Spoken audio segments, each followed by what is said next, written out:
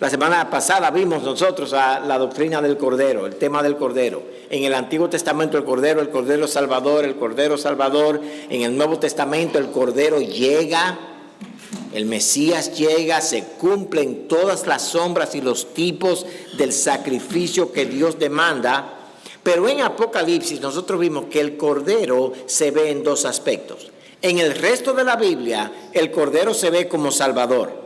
Es solo en Apocalipsis que el Cordero se ve como Salvador en la historia, pero también como el león de Judá que un día va a devorar a sus enemigos. Y lo que la gente le teme, los impíos le temen en Apocalipsis, no es a la ira del león de Judá, es a la ira del Cordero de Dios. Así que el Cordero no solamente se inmoló y se sacrificó, pero también Él es el juez. Y como un puritano decía, hermanos, la gracia de Dios es gratis. Y la gracia de Dios es un don de Dios. Pero no te cruces la gracia de Dios. Ustedes usan esa expresión, no cruces la gracia de Dios. No te vayas en contra de la gracia de Dios, porque la misma gracia de Dios en las manos del Cordero se convertirá en el martillo de Dios contra ti.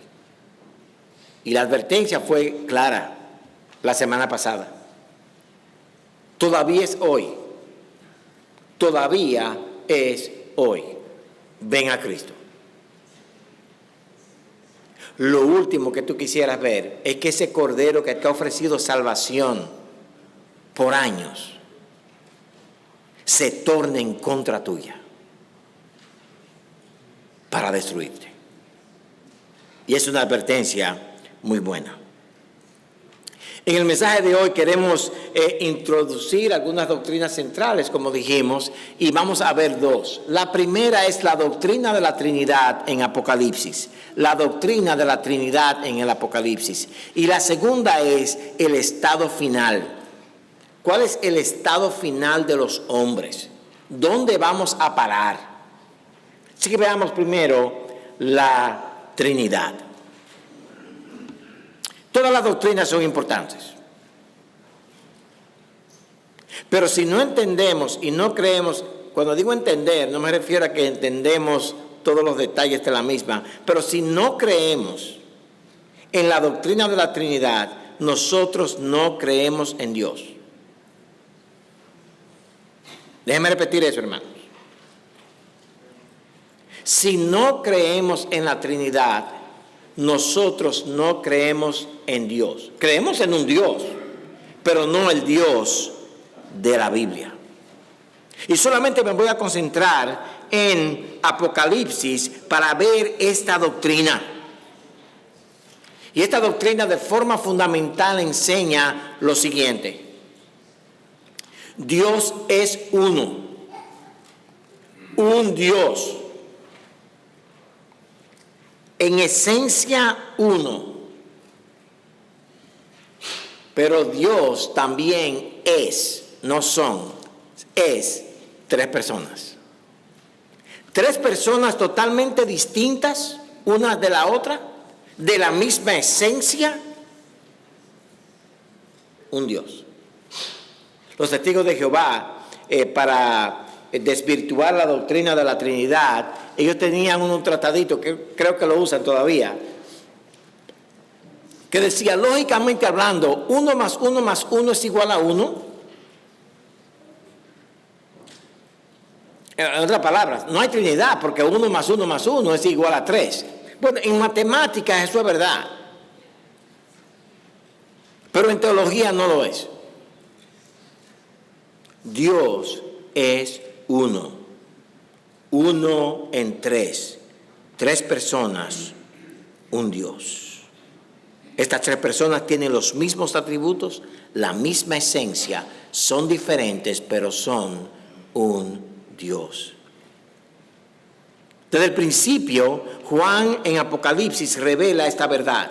El saludo de Juan, como vimos la semana pasada y nos enfocamos en algo, vamos a enfocarnos hoy en el mismo saludo, pero en la Trinidad.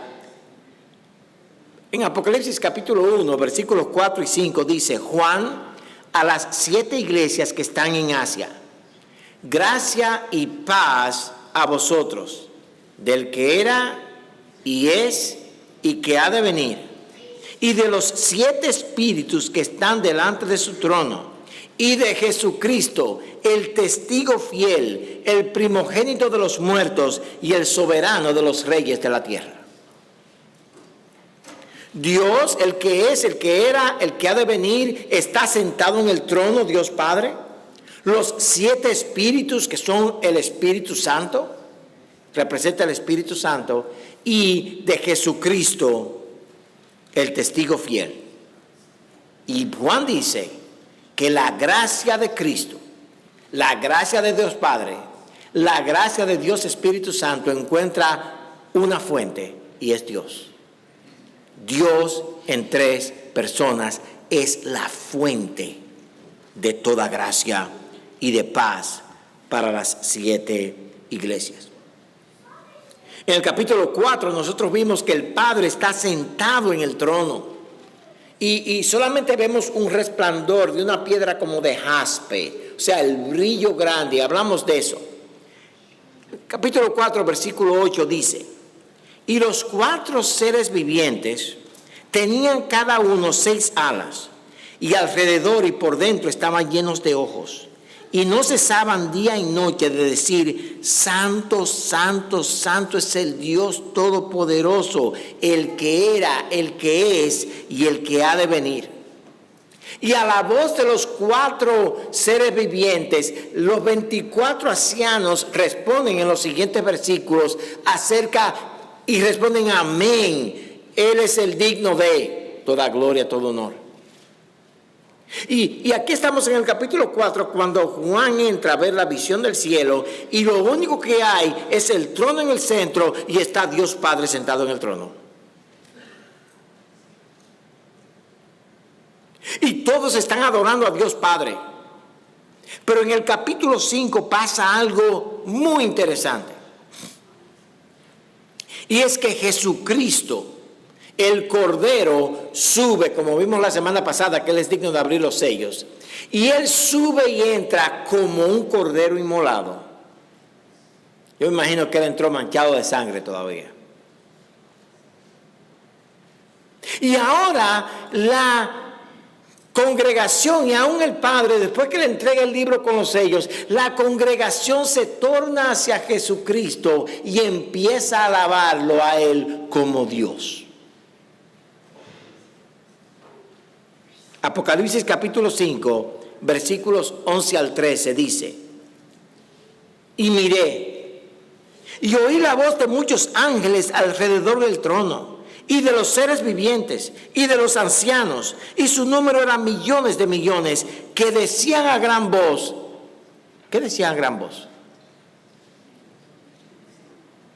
El Cordero que fue inmolado es digno de tomar el poder, las riquezas, la sabiduría, la fortaleza, la honra, la gloria, la alabanza, y a todo lo creado que está en el cielo y sobre la tierra y debajo de la tierra y el mar, y a todas las cosas que en ellos hay. Oí decir: al que está sentado en el trono, a Dios Padre, y al Cordero que está parado al lado de él tomando el libro, sea la alabanza, la honra y la gloria y el poder por los siglos. Aquí tenemos a Dios Padre siendo alabado como Dios, junto a Dios Hijo, el Cordero siendo alabado como Dios.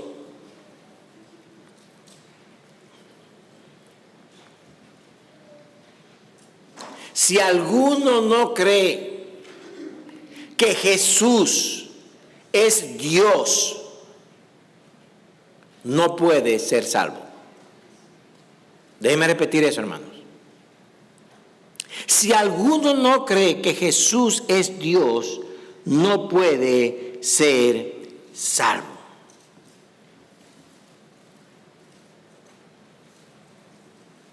En Filipenses capítulo 2, nosotros vemos cómo Jesús, que siendo en forma de Dios, no se aferró a ser igual a Dios, sino que se humilló, se hizo uno de nosotros, se bajó, se humilló hasta ser obediente y obediente hasta lo sumo. Y la obediencia de él se reveló en la muerte en la cruz. Muerte peor, muerte de pecadores, muerte llena de burla.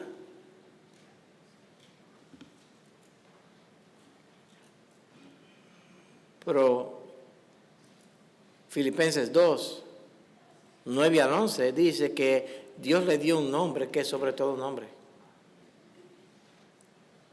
Y toda lengua confesará que Jesucristo es el Señor. Y dice el versículo 11, y toda lengua confiese que Jesucristo es el Señor, para gloria del Padre. En el cielo, cuando Jesús sube y los millones y millones de ángeles y los millones de los 24 ancianos y los 4 seres vivientes se postran ante Jesús y le adoran como Dios, porque es Dios.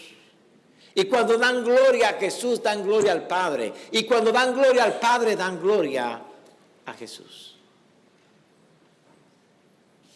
Dios Padre, Dios Hijo.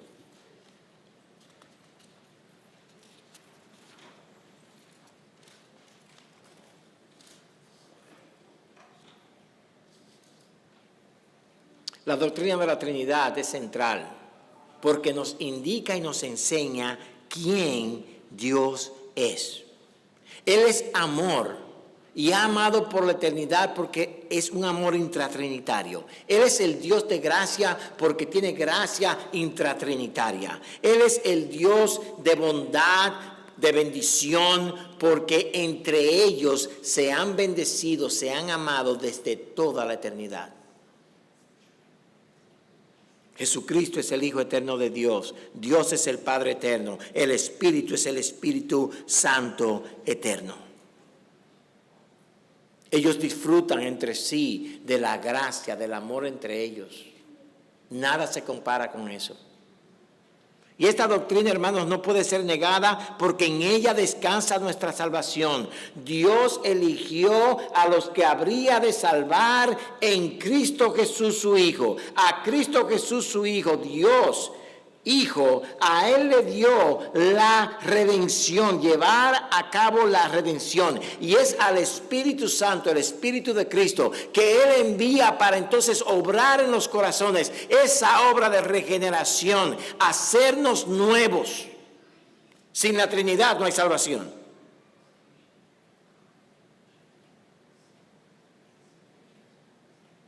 Amado hermano, dígame bien. Quizás esto te parezca aburrido,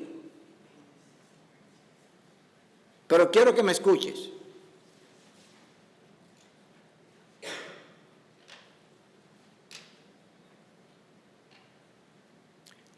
Dios te ama porque ama a Cristo.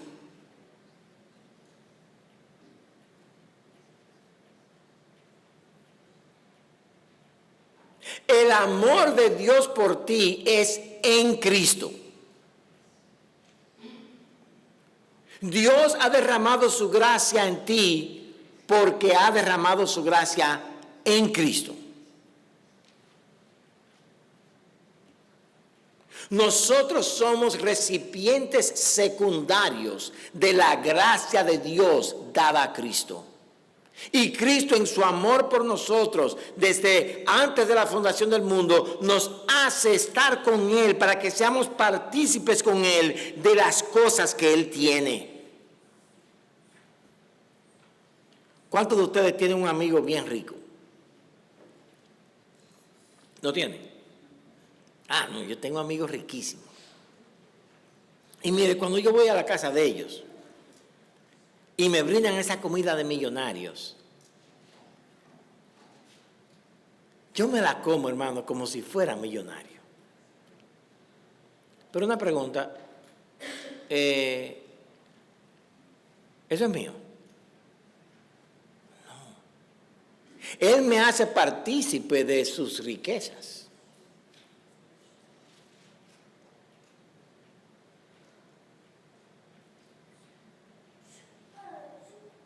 Así mismo es Cristo. Él te hace partícipe de su gracia. Él te hace partícipe de sus bendiciones. Él te hace partícipe de todo lo bueno que Él te da, porque el Padre se lo dio a Él desde la eternidad.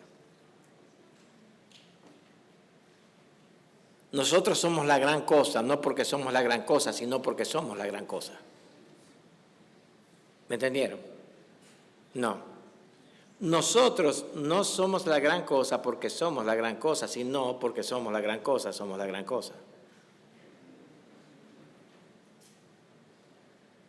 Nosotros somos lo que somos en Cristo, hermanos. Eso es lo que quiero decir. Y en Cristo, óigame, tenemos todo. Pero es en Cristo. El Espíritu Santo se describe en Apocalipsis como los 7 ojos, los 7 espíritus de Dios, los 7 espíritus que se mencionan en el capítulo 1, versículo 4. En el capítulo 5, versículo 6, se le llama los 7 espíritus de Dios que Cristo ha mandado sobre la tierra. Pero el ejemplo más importante del Espíritu Santo como parte de la Trinidad está en los capítulos 2 y 3, donde Juan escribe cartas que Cristo le dice, escribe carta a Éfeso, a Esmirna, a Pérgamo, a Tiatira.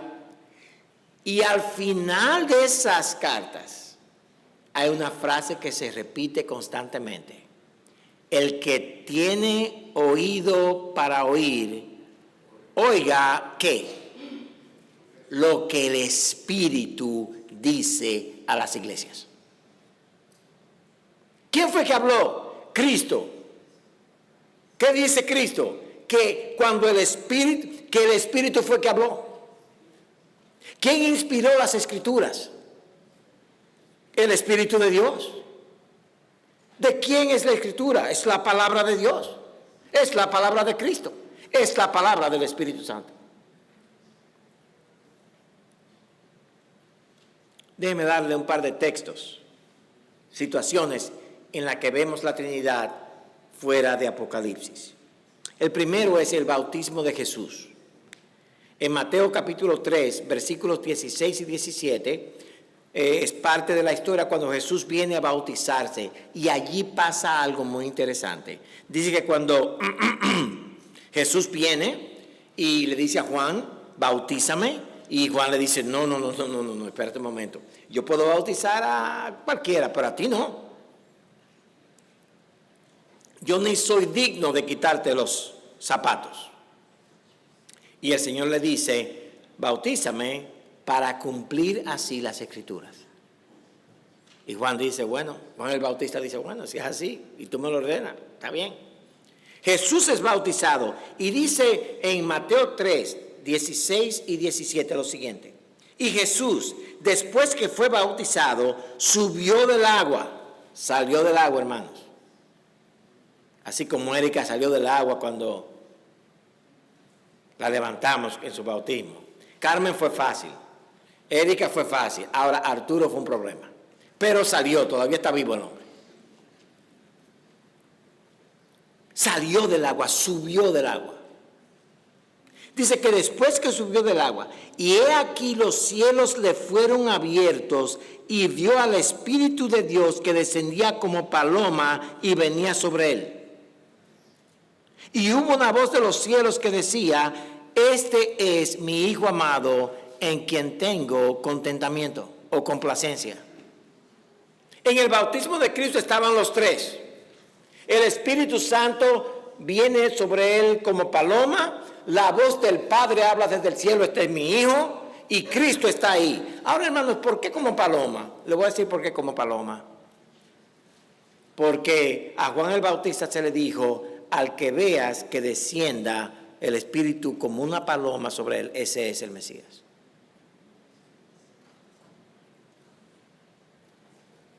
Pero hay otro buen ejemplo en el Nuevo Testamento acerca de la Trinidad, y con esto voy a cerrar los ejemplos. Y es Gálatas capítulo 4, versículos 4 al 6. Gálatas capítulo 4, versículos 4 al 6. Hermanos, una pregunta. ¿Cuántos de ustedes creen en la Trinidad? ¿Cuántos de ustedes creen que Dios es un Dios y tres personas? Bueno, son pocos. Déjenme hacer la pregunta otra vez. ¿Cuántos de ustedes creen en la doctrina de la Trinidad? Dios uno en tres personas. Mira, amado hermano, sin eso no hay base para la salvación. Óigame bien lo que Pablo dice acerca de esto. Gálatas capítulo 4, versículos 4 al 6. Pero cuando vino el cumplimiento del tiempo, Dios envió a su Hijo. Dios Padre envió a su Hijo, nacido de mujer y nacido bajo la ley, para que redimiese a los que estaban bajo la ley, a fin de que recibiésemos la adopción de hijos. Oigan bien ahora. Y por cuanto sois hijos, Dios envió a vuestros corazones el Espíritu de ¿quién? De su Hijo, el cual clama, Abba Padre. Dios Padre envía a Dios Hijo a sacrificarse como el Cordero, a morir por nuestros pecados. Y Dios Padre manda a Dios Espíritu Santo a habitar en nuestros corazones para que podamos decir, Abba Padre. Para que podamos clamar a Dios como nuestro Padre. Esa obra, hermanos, en la que Dios Padre envía al Hijo para ser uno de nosotros, nacer de mujer, humano, vivir bajo la ley para cumplirla por nosotros, para redimirnos del pecado, para ser adoptados como hijos de Dios, poniendo en nuestros corazones a su Espíritu Santo. Esa obra es una obra de la Trinidad. Cada uno haciendo su papel en el proceso de la redención. Déjame ponerlo de esta manera, hermanos.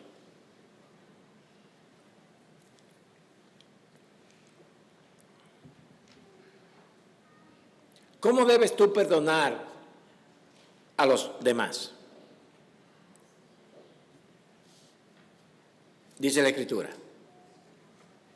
Dice, sed benignos unos con otros, perdonándoos unos a otros, así como Dios también os perdonó a vosotros en Cristo.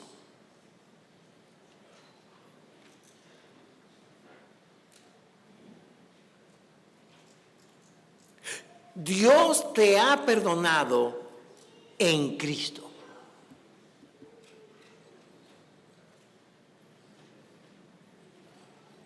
¿A quiénes debemos perdonar, hermanos, según ese texto?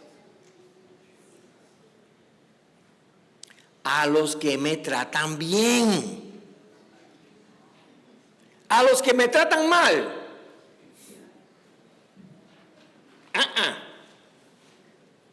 Es solamente para aquellos que están de acuerdo conmigo. Yo lo veo a ustedes diciendo que no.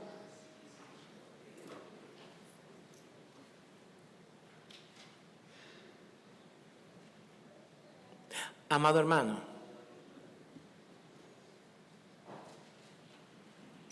no perdonar es resultado de no entender cómo la Trinidad obra. Es un asunto teológico.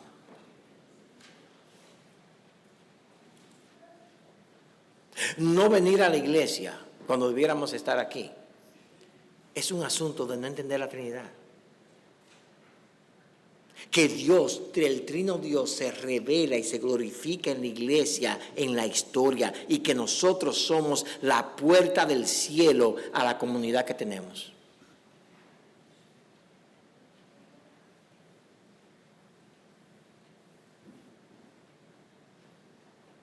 No crecer en el conocimiento de la palabra de Dios con las oportunidades que ofrecemos aquí. No venir a los estudios. es no entender la Trinidad. Dios Padre dando su palabra por medio de Dios Hijo, su palabra viva, y dando al Espíritu Santo el inspirar a los autores de la Escritura para que nosotros conozcamos a Dios.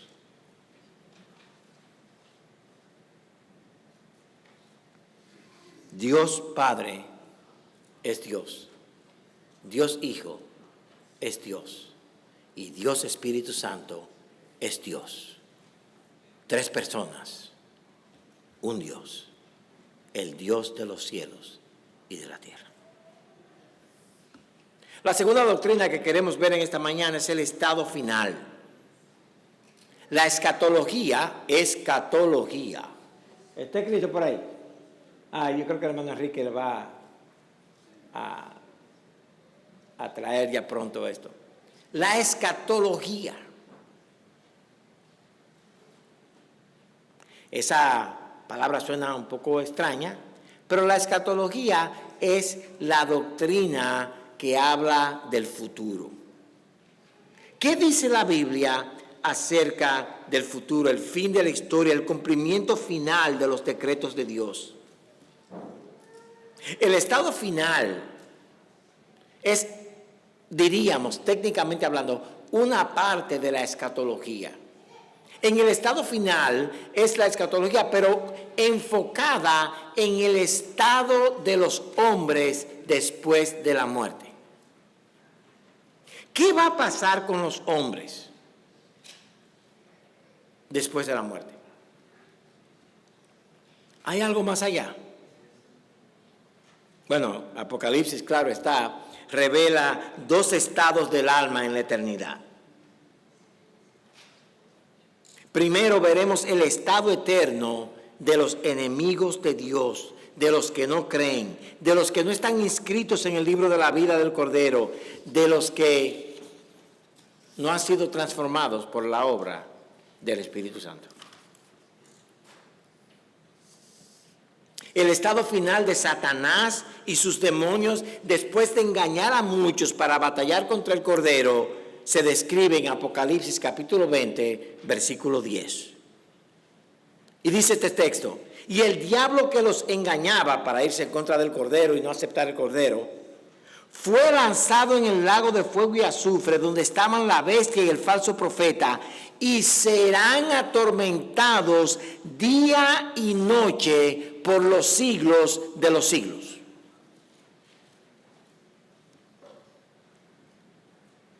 Los siglos de los siglos significa para siempre.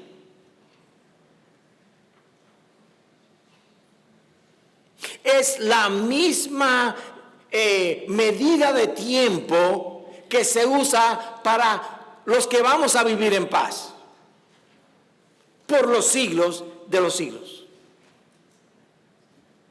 La ira de Dios derramada sobre Satanás, sobre los demonios, será por los siglos de los siglos.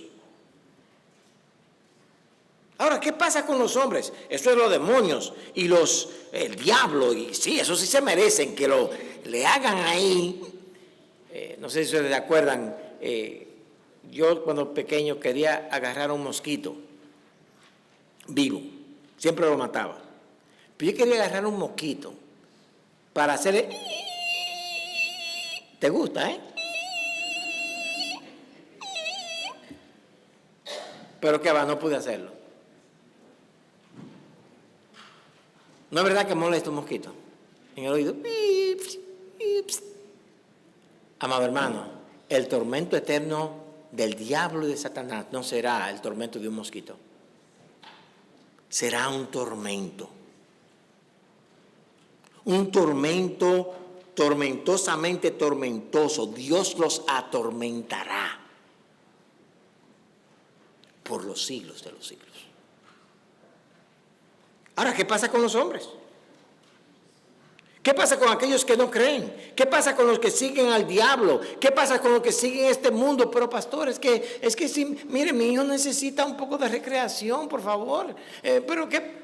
Siguiendo al mundo y su corriente. Dice Apocalipsis 20, 14 y 15. Lo siguiente. Y la muerte y el Hades fueron lanzados al lago de fuego, como vimos. Esta es la muerte segunda. Y el que no se halló inscrito en el libro de la vida fue lanzado al lago de fuego.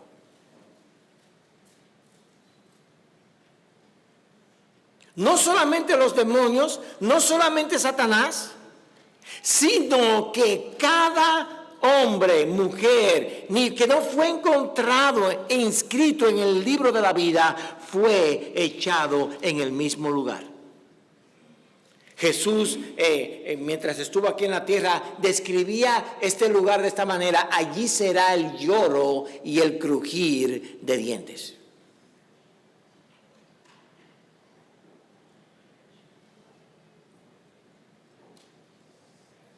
Y muchos, amados hermanos, niegan este fin eterno. De hecho, hay algunos que dicen que a los malos Dios los castigará por un tiempecito y luego los aniquila. Otros dicen, un amigo mío que estamos hablando de teología en Santo Domingo, él no es creyente todavía, pero él me dice, es que yo no puedo concebir, nos morimos y ya, y se acabó todo. Hermanos, si nos muriésemos, que ahí se acabó todo. Déjame hacer una pregunta: ¿por qué usted le tiene miedo al pecar? Como dijo Pablo, si no hay resurrección, comamos y bebamos, que mañana moriremos. Lo que Pablo está diciendo, mire, si no hay resurrección y no nos vamos a enfrentar con Dios del otro lado, hermano, disfrute la vida, que esto es lo único que hay.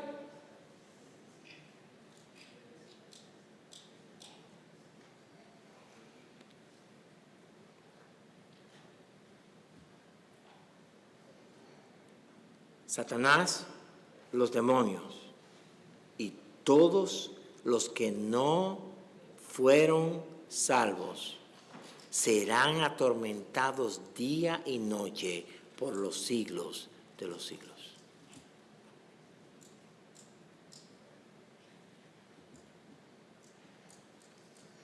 Ese es el primer estado, el estado final de los enemigos de Dios. Y mire, hermano, déjeme repetir esto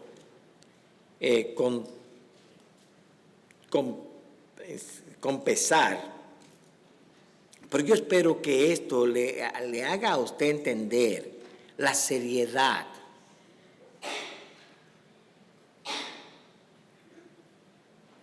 ¿Cuántos de ustedes tienen algún amigo que le ha dado cáncer? Levante la mano.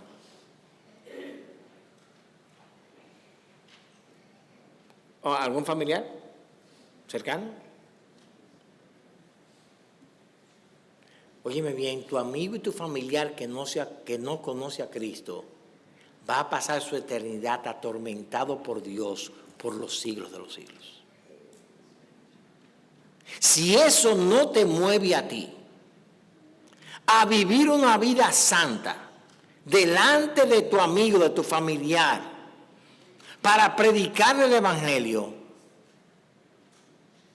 si eso no te mueve a ti a sentarte con tus hijos y llamarlos a la santidad, sin la cual nadie verá al Señor, si eso no te mueve a ti a tomar a tu familia y decirle, mira, esto está mal,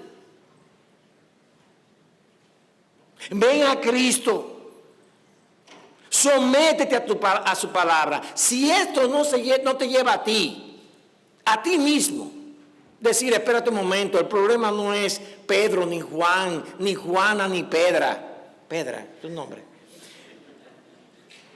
Si eso no te lleva a ti a verte a ti mismo, entonces tu corazón es un corazón de piedra.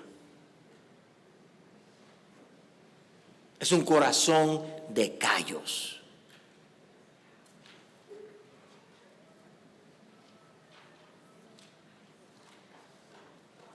Pero hay otra realidad, y es el segundo estado final. Y es el estado final de los santos, del pueblo de Dios. En el capítulo 7 vemos que la iglesia entera entra a un estado de paz. Los 12,000 de cada tribu, más las multitudes de toda nación, lengua, son reunidos por Dios en su presencia. Y los millones y millones, miríadas de ángeles se paran junto a ellos a alabar a Dios. Un estado de satisfacción, de paz, de gozo, porque es un estado de comunión con Dios por los siglos de los siglos. Y por eso, cuando ese día llega, el cielo se llena de alabanzas. Juan describe el estado de los que han sido justificados por Cristo en Apocalipsis 7, 15 al 17. Dice el texto: por esto están delante del trono de Dios y le sirven día y noche. Mientras que aquellos son atormentados día y noche, estos sirven día y noche en su templo. Y el que está sentado sobre el trono extenderá su tabernáculo, su habitación sobre ellos. Ya no tendrán hambre ni sed, y el sol no caerá más sobre ellos, ni calor alguno, porque el Cordero que está en medio del trono los pastoreará y los guiará a fuentes de aguas de vida, y Dios enjugará toda lágrima de los ojos de ellos. Amado hermano, si este estado de gozo, de paz y satisfacción no te mueve a llamar a tu familia a la santidad, de criar a tus hijos de una manera santa, de no criarlos en el mundo, si esto no te mueve a ti, este estado de satisfacción y paz no te mueve a ti a hablar a tus familiares de Cristo, si esto no te mueve a ti a cambiar, entonces no hay remedio para ti.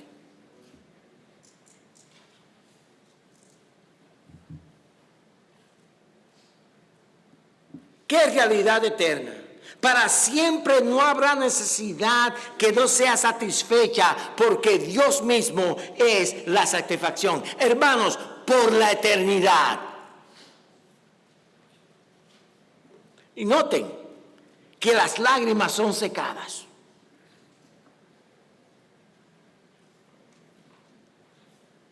Pablo dice al final del capítulo 15 de Primera de Corintios, que habla de la resurrección, dice: porque vuestro trabajo en el Señor no es en vano.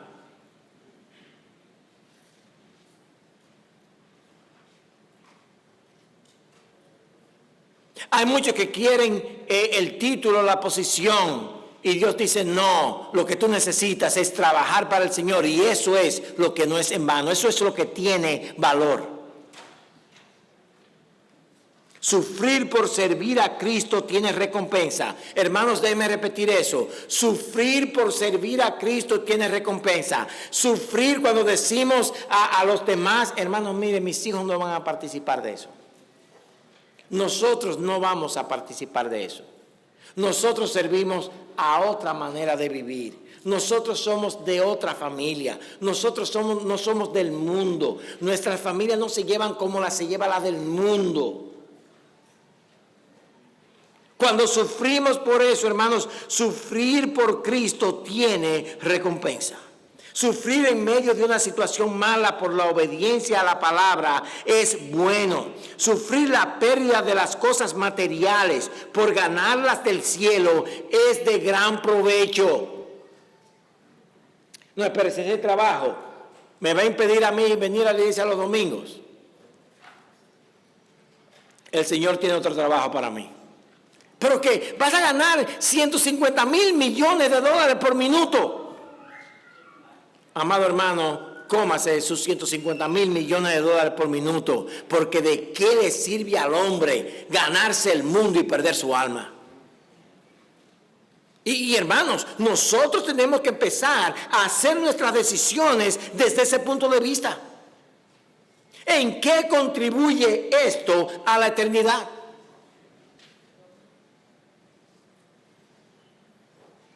Las lágrimas derramadas en santidad, por santidad, serán santificadas, amados hermanos, y serán enjugadas.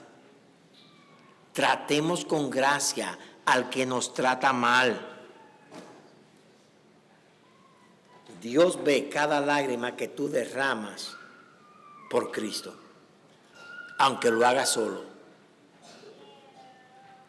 Ahora, el punto no es sufrir. El punto es sufrir por Cristo. Hay muchos de nosotros que derramamos muchas lágrimas, pero es por nuestro pecado. Muchos de nosotros derramamos muchas lágrimas, pero es por nuestra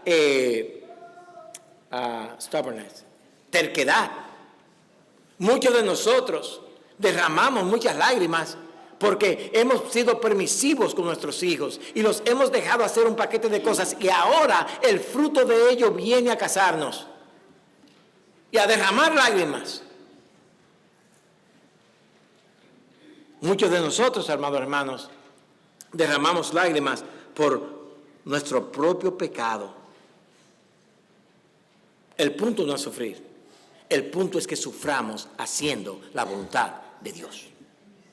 Y si hay que cortar con lo que sea que hay que cortar en el mundo, ¿es del mundo? Sí. Yo no soy del mundo, cortado. ¿Hay sufrimiento? Sí, pero yo voy a sufrir por Cristo. El estado final de los santos, entonces, amado hermano, es un estado de bienaventuranza, de paz, de alegría, de gozo sin medida. Y así como Satanás, los demonios y los impíos sufrirán juntos en el lago de fuego, los santos disfrutarán de su dicha eterna, no solamente solos, sino con Dios Padre, con Dios Hijo y con Dios Espíritu Santo en la presencia de ellos. Y no solamente eso, hermanos.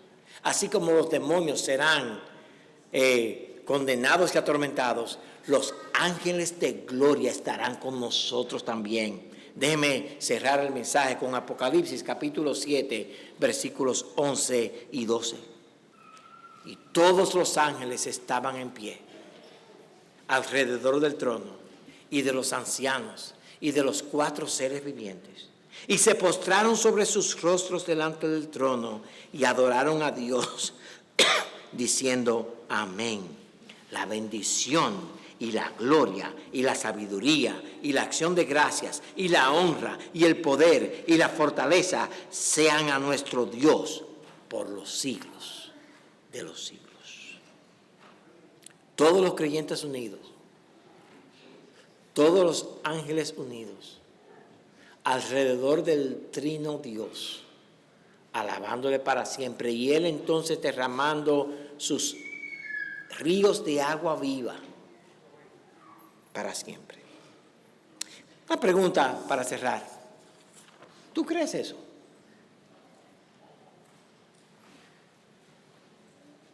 Déjame hacerte la misma pregunta de otra manera. ¿Tú tienes esa esperanza? Quiera Dios concederte esa esperanza. Nosotros vamos a terminar nuestro servicio con un cántico que nos alienta a alabar a Dios en medio de cualquier circunstancia, porque este canto nos lleva a agradecer a Dios.